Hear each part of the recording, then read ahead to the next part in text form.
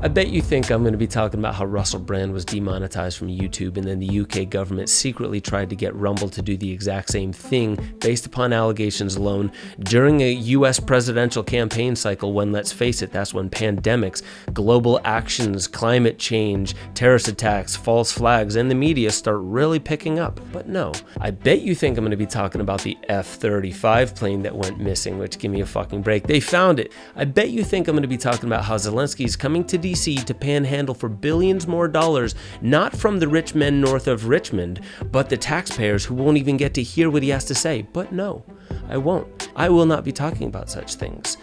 I want to talk about plastic pollution and climate change denialism, like a good liberal. Microplastics are pieces smaller than 5 millimeters. Some of them are used in cosmetics or toothpaste, but most result from floating waste that is constantly exposed to UV radiation and crumbles into smaller and smaller pieces. 51 trillion such particles float in the ocean, where they are even more easily swallowed by all kinds of marine life. This has raised concerns among scientists, especially about health risks from the chemicals that are added to plastic. We used more material, more natural resource in the last 6 years than we did in the entire 20th century. And part of this is because we've got this culture of single use, and that's what plastic gave us. And the amount of plastic that exists today is greater than the weight of all the animals on the earth. Bonkers, eh? Yeah, and it's never going away. Every piece of plastic ever made, unless burnt, which is simply burning a fossil fuel, and we know where that's got us today, every piece of plastic still exists on the planet. And I read like a plastic milk jug will degrade only after 800 years, but when it degrades, it'll degrade into microplastics. Is that correct? Correct. So it doesn't actually degrade down to nothing. Plastic simply breaks up into smaller and smaller pieces. And microplastics, as you say, but then also nanoplastics. So because plastic is so omnipresent in our lives, and it isn't just about packaging, it isn't about the plastic products, it's paint on the wall, it's all of our furniture. So we're inhaling it as well. We breathe up to 5 grams per week. This corresponds to the weight of a credit card. That was Sean Sutherland on the Great Simplification podcast. You would know Nate Hagens from my Game of Money film that came out on Tim Pool's network, and I'm going to be trying to get that onto YouTube. A lot of really cool projects coming up. I don't want to deviate too hard. I don't bring you ads or sponsors. I try to stay on point and not really deviate much. But I do want to say that Nate Hagens there, I want to do more projects with him because he's really dialing into the nuance of what it is that I really want to be talking about today. I like giving these very coy, cheeky intros just to tell you that I'm keeping up with certain things that are going on in the culture war, but man, does it get annoying and destabilizing sometimes. Not all the time, but sometimes, and I'm sure you must get annoyed with it. And when you get riled up by it, you think you want to hear more people talking about it, but in a way you kind of want to bring it down and maybe divert it into something a bit more inspiring. So that's why I want to talk about microplastics, plastic pollution. Since 1950, 8.3 billion tons of plastics have been produced. 2.6 billion tons are actually in use. Microplastics. They're everywhere. They're in the air we breathe, the food we eat, the water we drink, in our very blood. And how have we gotten to this situation? We've been relentlessly producing plastics for the past 70 years. Plastic production growth rates have increased faster than human population growth rates, and there's no end in sight. As plastics are made from fossil fuels, plastic production has created a global ecological crisis. Not really inspiring, is it? Well, it depends on where you're coming from. Because to me, I do live in what some would call a fantasy world, but I would say it's a conviction, it's a knowing. It's not a religious one, but it is a knowing that there is something deeper beneath the surface here in reality that I'm not here to fix and put out every fire. I'm actually here to stay centered, witness, and do my right thing. My right thing often is to deliver a message. And that message is we have so much more opportunity, potential, and power than we give ourselves credit for. And the landscape is not just diverse, dynamic, very complex, and filled with a lot of nuance, and you could get lost in every rabbit hole. But it's also quite beautiful and simple. As everybody knows, clean water is becoming rare. More and more substances, so-called micropollutants, are in our waters. Cleaning water is a huge challenge for research and industries. And unfortunately, the solutions that we have now in hand are really far away from efficient. They are really far away from holistic and sustainable. Plastics, I believe, is an unseen killer because, as you saw in that clip, and as I will show you, there's a little bit more about plastics specifically that we need to talk about. Extraction and transportation of plastics comes from the fossil fuel industry. Now let's just read a little bit of this. As discussed previously, plastics are fossil fuels in another form. Therefore, the health and environmental risks that result from oil and gas drilling must be considered. Once extracted, infrastructure, including pipelines, transports raw materials to refineries or directly to the market, depending on what is being extracted and for what purpose. The release of hundreds of toxins during pumping or piping feedstocks can cause a wide range of effects, including damage to sensory organs such as the skin, eyes, affects the bodily systems, including the respiratory, nervous, and gastrointestinal, and the impairment of organs such as the liver and the brain. No big deal, right?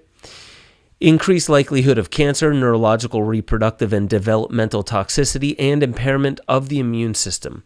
Again, what are we really talking about? We're talking about microplastics that now are in fetuses. They are in baby's poop in higher concentration than adult poop.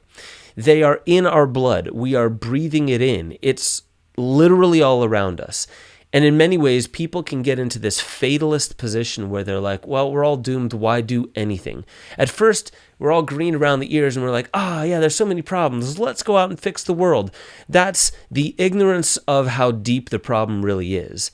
It doesn't mean that your joy and your enthusiasm is a problem. It just means you're at the beginning stage of realizing what the problems actually are. Because as you get deeper into it, you realize that what are we hemmed up by? What is causing this bottleneck? Why are people, billions of people who want to do something about it, not doing anything? Because the military-industrial complex is aiding and abetting multinational corporations and national interests that want to keep the status quo the way that it is, to hold a power dynamic, because if they let it go, then yeah, we may fix the environment, but they may not be on top anymore. I know I'm oversimplifying it, but once you realize that bureaucracy is the reason why we're not stopping the production of plastics that are creating all the microplastics that are creating carcinogenic effects inside our body, probably inside the earth in ways that we haven't conceived of yet, inside the collective psyche. Man, it's in our brains, it's in our babies when they're being born. You kidding me? This is a problem that is likely bigger than climate change, as said by Sean Sutherland on that Great Simplification podcast. I want to talk about some of these forever chemicals. I want to talk about the impact on our health. I want to talk about the impact on the ecosystems and how that will eventually kill marine life. There are oceans filled with microplastics in ways that we don't even fully understand the ramifications of yet. There are islands the size of Texas of plastic bottles just floating around in the ocean.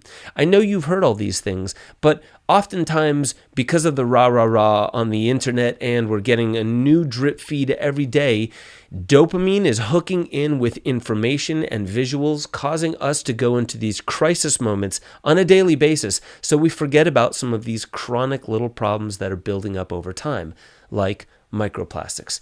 Yes, we have to face the music, if you will. The damage is already, at least in part, done. We've already made these forever chemicals, and it's already embedded through our soil, in our oceans.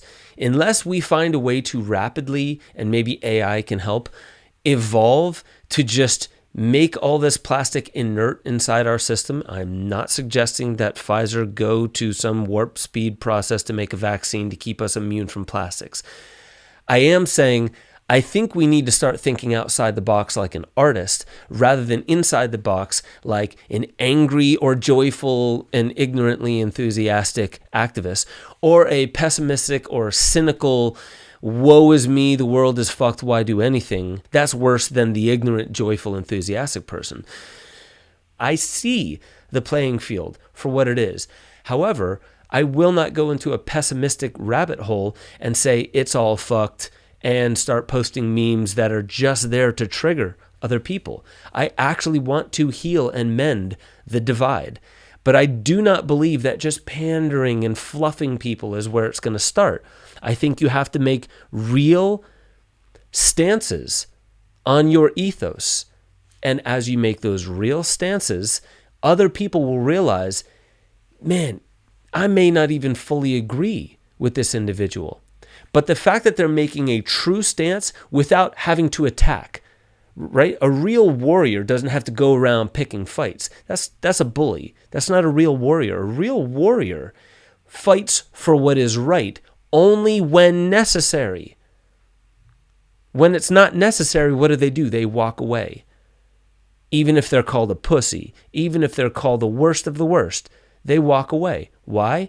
Because it's not worth it to them. They understand the mission that they're on. And I understand that I'm here to help. Not turn you into a cynic, not turn you into a conspiracy theorist, not turn you back into a conventional milquetoast fence sitter. I'm here to help you realize that you are far more extraordinary than you or I can comprehend. We have the God particle in us. We have divinity in us. There is a limitless element to us.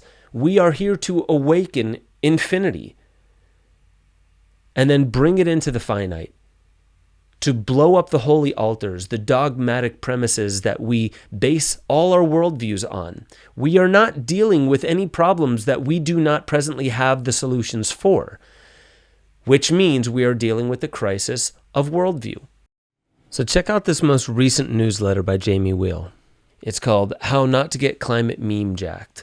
And he's talking about a friend of his. He went out to go see Dave Chappelle, and his friend that he went with, they were having a conversation, and this guy went through 3 stages and eventually landed at, but you got to transform from the inside, which Jamie Wheal says, at least in this case, is a reaction that people have when they try to be an activist, they try to do something for the environment.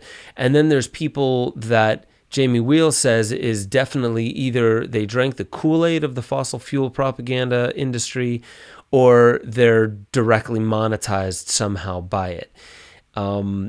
Compromised, ignorant of it, or completely a villain and on the take, and they don't care about the environment. They just want to get theirs before they die.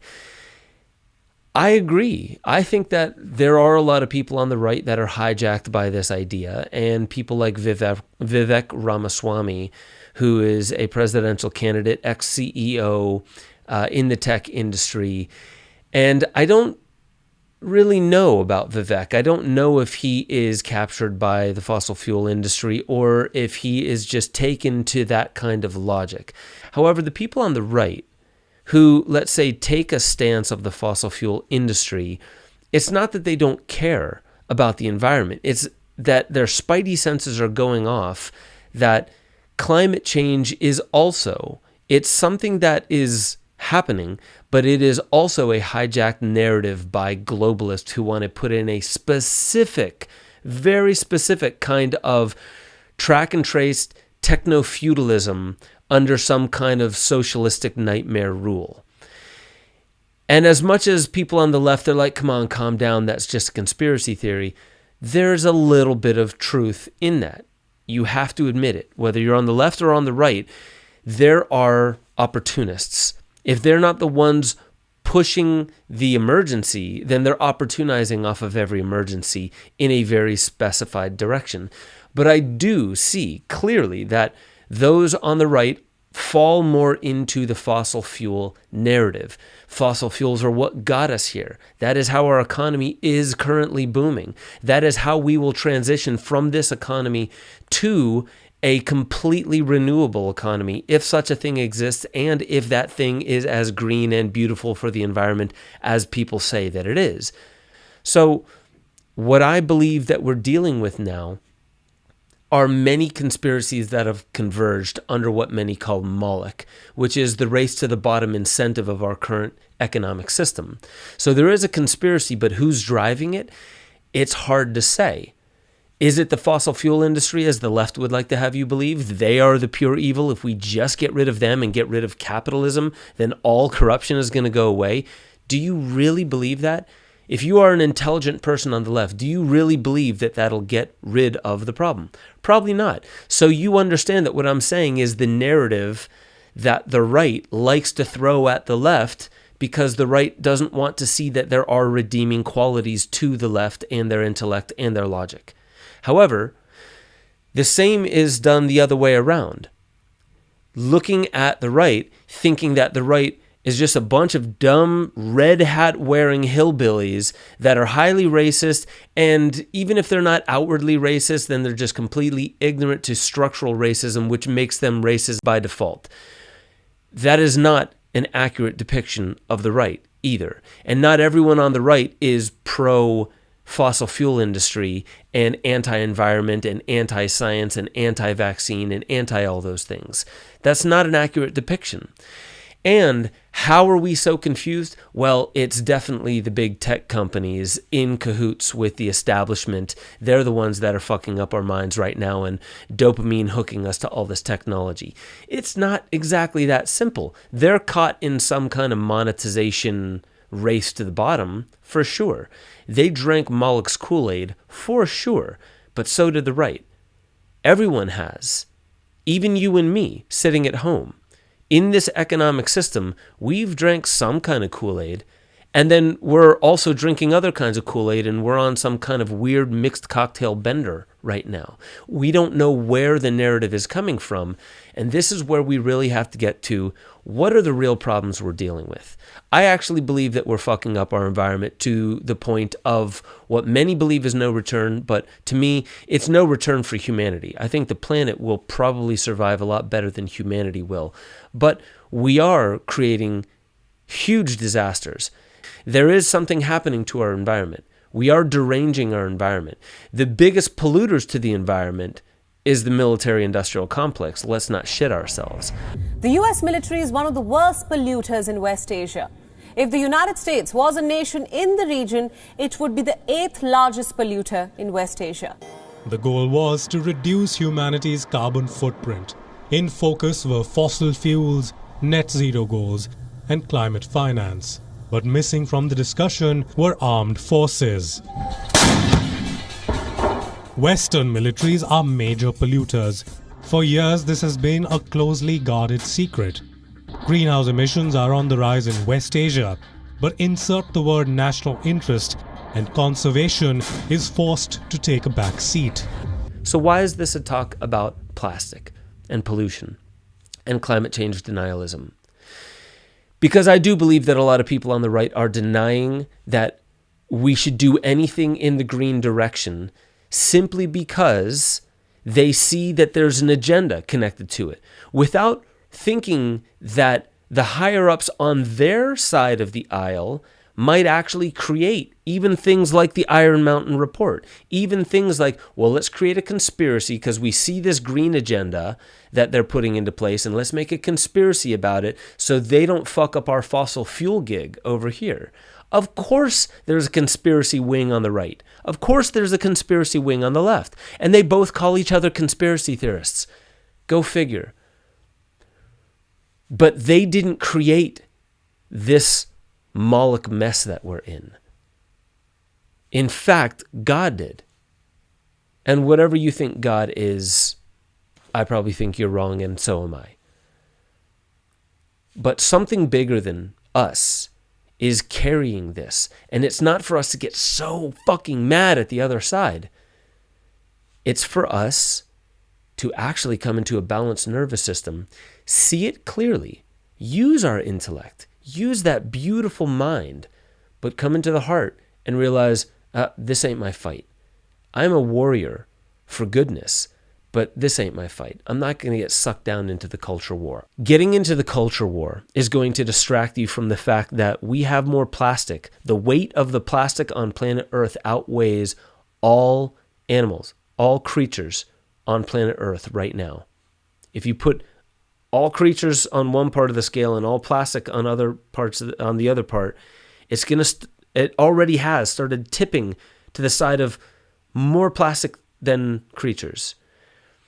What does that mean? It's definitely going to be in us forever. Forever. Unless there's some brilliant technological innovation, it's going to be in us and around us forever. So we need to start getting into some better solutions. We need to start relying on both sides of the aisle and find ways to not just have people make up and hug because of the culture war type of stuff, but really there does need to be a come to Jesus moment. And I think we're about to experience it, not because of some concocted false flag, but I believe Earth is going to shake some shit up. And the skeptics are not going to believe that it's real. They're going to think it was energy-directed weapons or directed energy weapons and geoengineering. And the left is going to hate the right because they didn't take it seriously enough in time. And everyone's going to hate each other and everyone's going to blame each other for it without realizing that our ancestors built this. Our ancestors did this. And we are the evolution of our ancestors. This is our mess. And the only way we're going to solve this mess is by supreme sensitivity with supreme intelligence and the right idea at the right time. I don't think it's the right time yet.